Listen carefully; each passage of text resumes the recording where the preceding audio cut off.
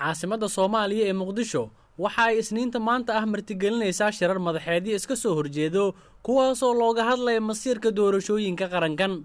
madaxweynuhu waqtiga ka dhamaaday Maxamed Cabdullaahi Maxamed Farmaajo iyo xulafadiisa waxa ay shir u gaar ah uga bilowday xerada Xalana ee ammaankeeda ay aad ku ilaalinayaan ciidamada howlgalka midowga Afrika ee AMISOM.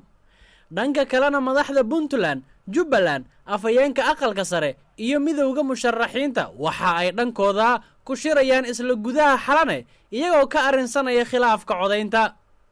tallaabadan waxa ay sawir cad ka bixinaysaa heerka uu gaarsiisan yahay khilaafka haatan taagan iyadoo ay ka dambeysay markii shirkii lagu ballansanaa ay madaxda ku heshiin weyday ajandaha iyo weliba ammaankiisa.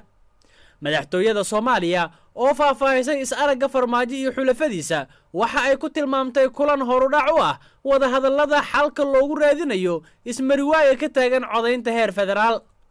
madaxweynaha Jamhuuriyadda Federaalka Soomaaliya mudane Maxamed Cabdullaahi Maxamed Farmaajo ayaa gudoomiyay kulan horudhac u ah shirka qaran ee dhamaystirka arrimaha doorashooyinka iyo fulinta heshiiskii 17 Sebteembar 2020 ee ansixiyeen baarlamaanka Federaalka Soomaaliya ayay Villa Soomaaliya ku tiri qoraal kooban oo barteeda Facebook soo dhigtay.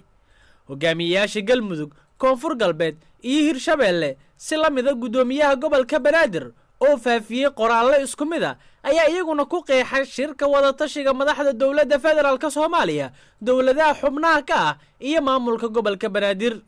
inkastoo aysan weli ka hadlin kulankan Farmaajo gudoomiyay, Puntland, Jubbaland, beesha caalamka iyo musharaxiinta ayaa horay u cadeeyay mowqifkooda adkeeyayna wada hadal loo dhan yahay laguna heshiiyay ajandaha.